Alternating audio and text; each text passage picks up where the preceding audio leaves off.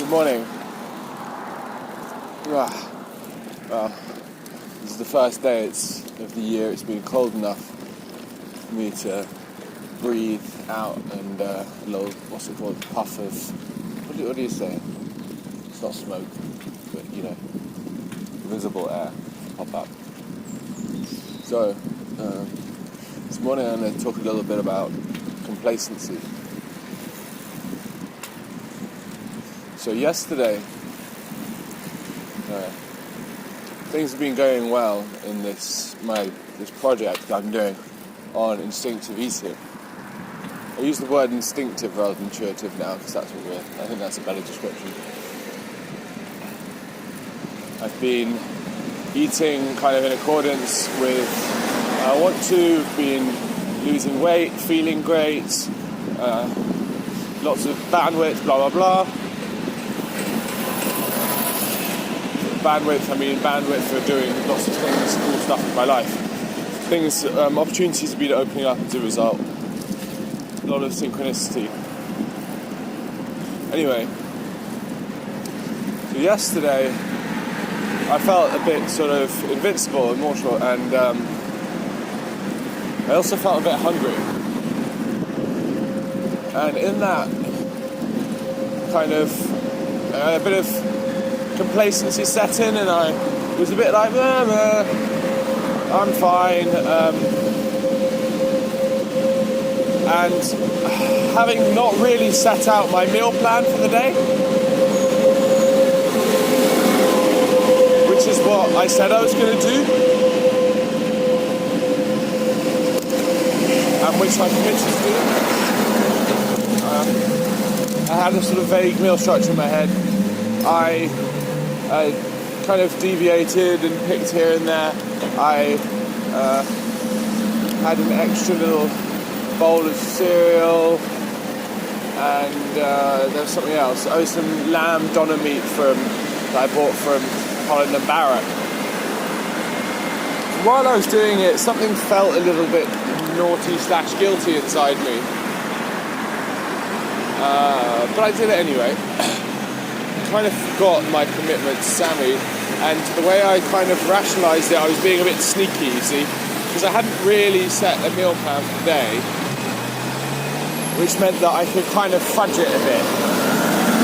Be like, so I didn't really set the meal plan, so I'll fudge it and have a little bit of food here and there. I know this might sound like I'm being harsh on myself, but it's not in the context. In the context that what I'm really trying to do in this experiment is to let go of these, look at and let go of any sort of pernicious habits.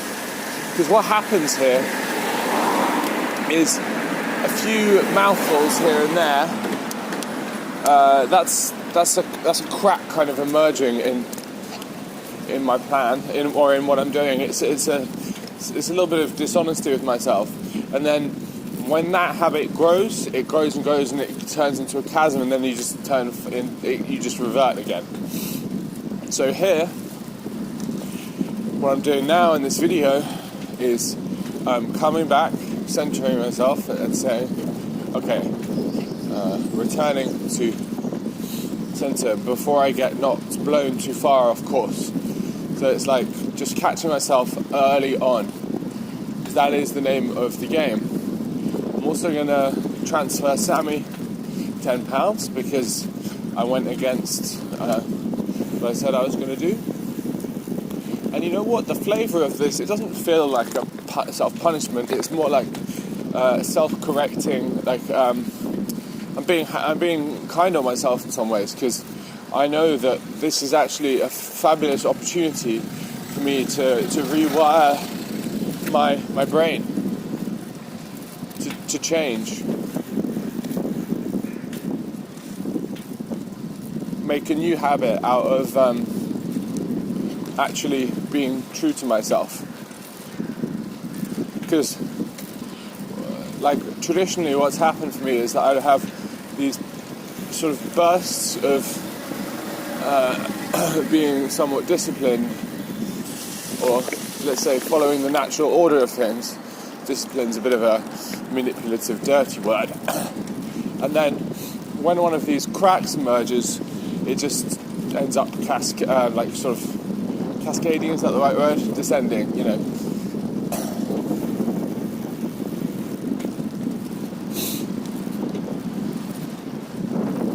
So I think this getting back up when you fall, this is the key moment.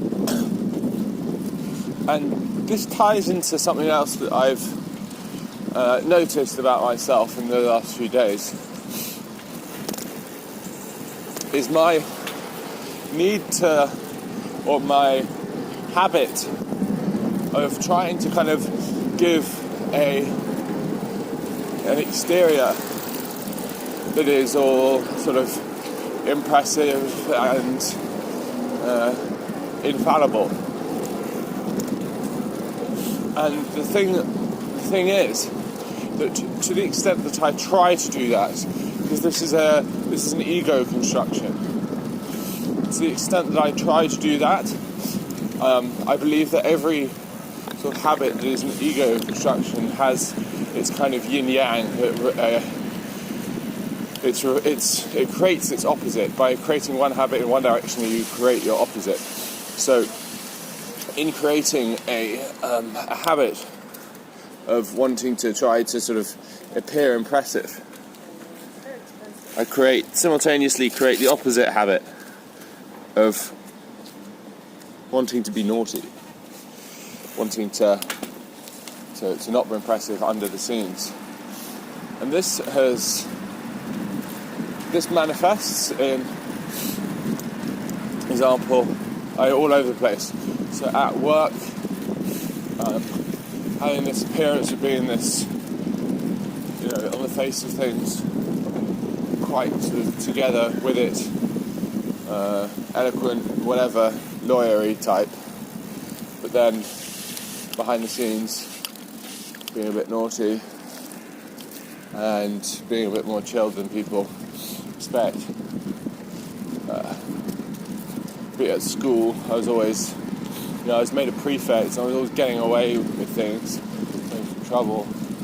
I've always felt like I've kind of got away with stuff in life, but actually we got away with being a bit, things have never really bitten me, but actually what I'm starting to realise is that they are biting me, but in subtler ways. So in the ways that I sort of fuck myself over. Other people don't, it's not like bad things will happen to me, I don't really get caught for stuff. I seem to have achieved these sort of results. But and also another thing linked to this is I spoke with David, who is my sort of mentoring kind of guy, on Sunday. We were talking about what this period in my life is really about. This period between the age of 20 and 30, this is quite an important time in one's life. If you're into astrology, they call it Saturn returns, where it's just say, I think Saturn, something along the lines of Saturn orbits the Earth every 29, goes all the way around the Earth every 29 years, something like that, 28, 29 years. And so the Saturn return is the moment at which Saturn is in exactly the same place as it was when you were born. Anyway, David was saying that given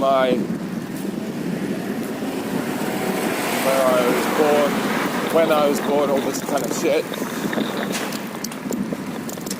this period in my life is a period for me to strip away the bullshit, really. And he asked me, what is it while I've been doing a lot of these things in my life that up until now, that have been sort of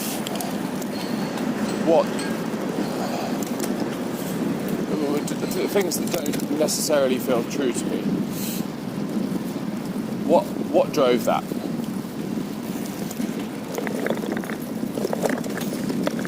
Interesting thought.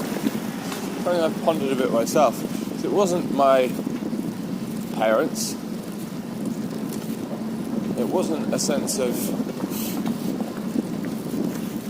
people telling me I needed to behave in a certain way. No. It came from within me. I suppose, would you call it insecurity? Is that insecurity? Or a sense, I suppose it probably is an insecurity. In some ways I can't remember it, because I think a lot of it was due to just a lack of self-awareness. But it really came from a desire to want to be the best, which is, I suppose, to try to be impressive. Yes, to try to be impressive. And that's really dominated a lot of my life. Until now.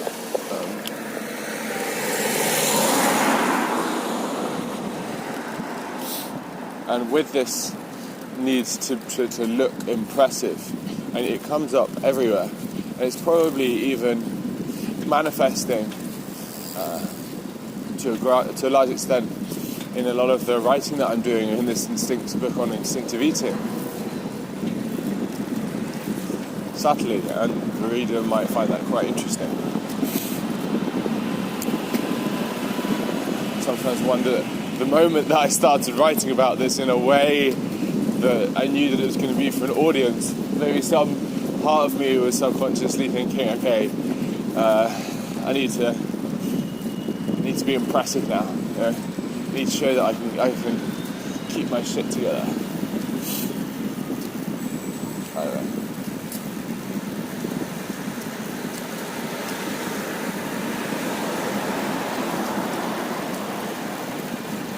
And even I realised in the place I'm staying now, I'm like, wow, am I doing this thing again? Where I'm trying to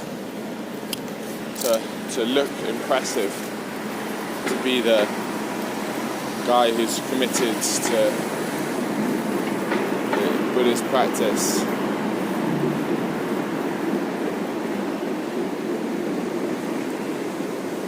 I wonder whether because I am committed, but is there an egoic element there?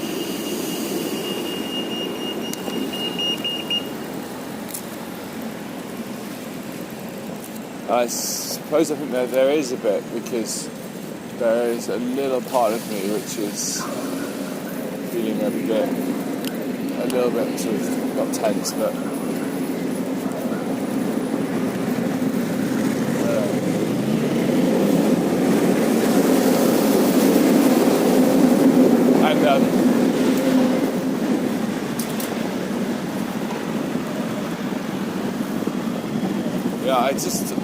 when I dare to dream, or to sort of picture a world where I kind of drop all pretense and trying to impress and all that kind of stuff, I'm like, fuck me, the extent of the energy that I've put into that is so enormous.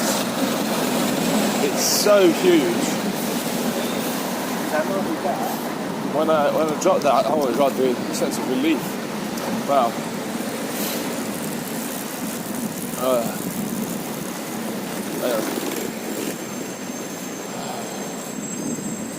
It's actually a really lovely morning now. It's a bit chilly, but it's got a nice sort of eerie vibe to it.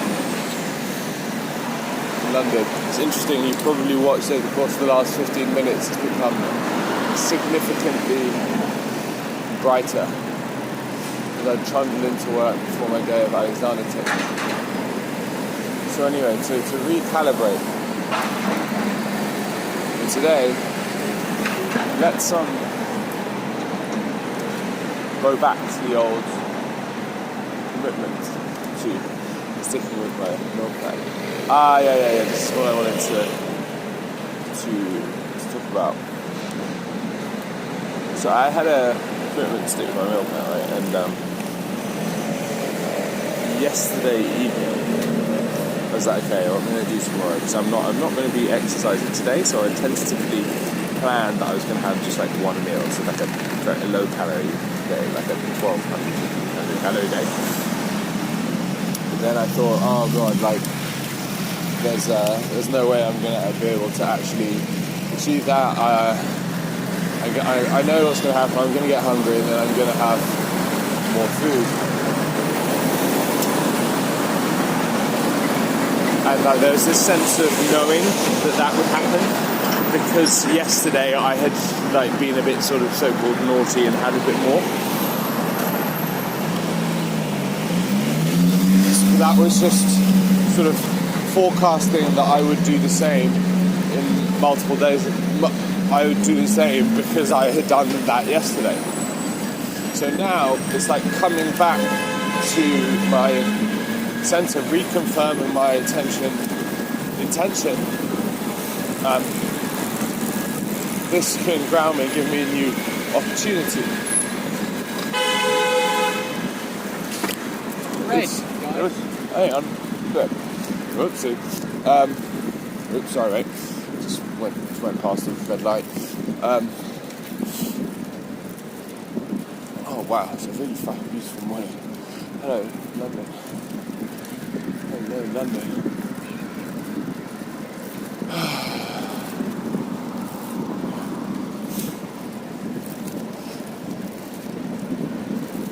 So, previously, in weeks past, I'd have like some sort of vague plan of what I wanted to do, and then I'd have this sort of naughty, okay, I'm going to now, and at the same time there would be this sense of, oh, I kind of know that this is going to descend, and this would happen again and again and again. So I think what would happen is that my plan for what I would eat would be much lower than I actually expected it to be, which would mean that my plans are sort of usually artificially low to my calorie content. Whereas if I actually stick to what I plan, then I can make my plans much higher and be kinder to myself. Okay, this is a road where I'm going into retreat at the end of next week, and I need to be light for that, because I need to be I need to be able to get into a good lotus posture, and for that I need to be sort of below 82 kilos. So I've got a couple.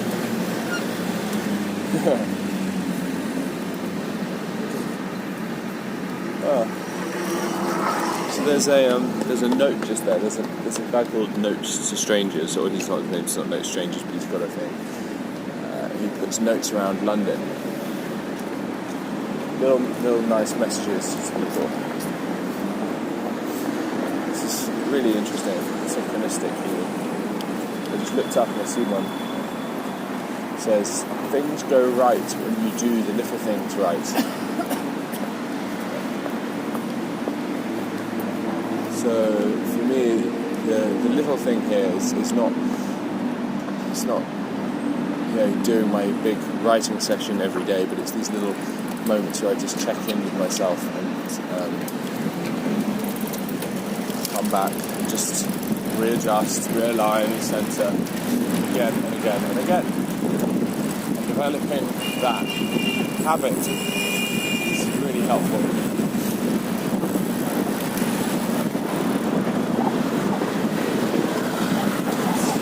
Coming back.